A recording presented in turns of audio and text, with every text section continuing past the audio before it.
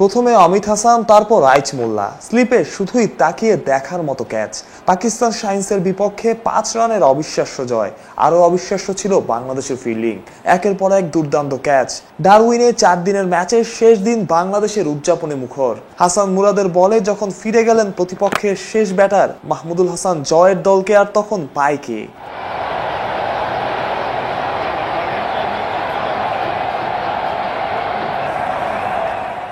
জয়ের জন্য শেষ দিন বিসিবি এইচপি দলের দরকার ছিল 6 উইকেট। পাকিস্তান শাহিনসের 160 রান।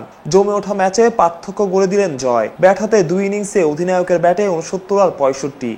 শেষ দিনে বল হাতে কারিশমা। পাকিস্তান শাহিনসের দ্বিতীয় ইনিংসে জয়ের শিকার 21 রানে 5 উইকেট। অবিশ্বাস্য জয়ে সিরিজ ড্র।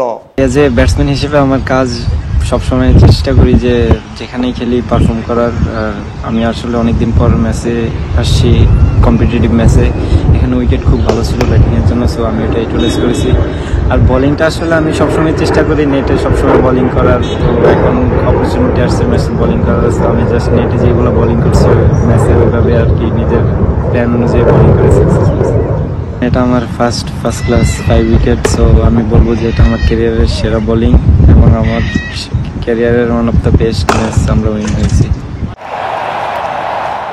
বল হাতে দারুণ ছিলেন রিপন মন্ডল, হাসান মুরাদ, রেজাউর রহমান রাজারা। প্রথম ম্যাচ হারার পর দ্বিতীয় ম্যাচে ঘুরে দাঁড়ানো খুব স্বাভাবিকভাবেই স্বস্তিতে জয়। অথচ 296 রানের লক্ষ্যে ব্যাট করতে নেমে প্রথম উইকেটেই 96 রান তুলে ফেলেছিল পাকিস্তান শাহিনস। বলা যায় একদম ফসকে যাওয়া ম্যাচেই ফিরে আসা।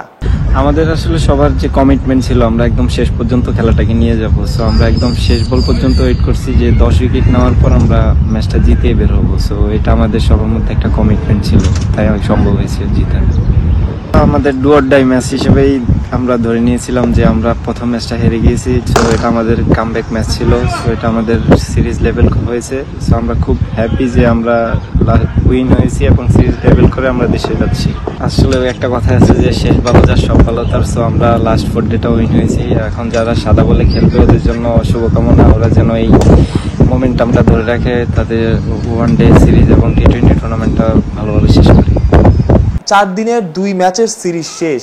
এরপর 2 দল খেলবে ওয়ানডে সিরিজ। তারপর বিগ ব্যাশের দলগুলো নিয়ে মাঠে গড়াবে একটা টি20 টুর্নামেন্টও। মাহরুজ প্রত্যয়, অলরাউন্ডার।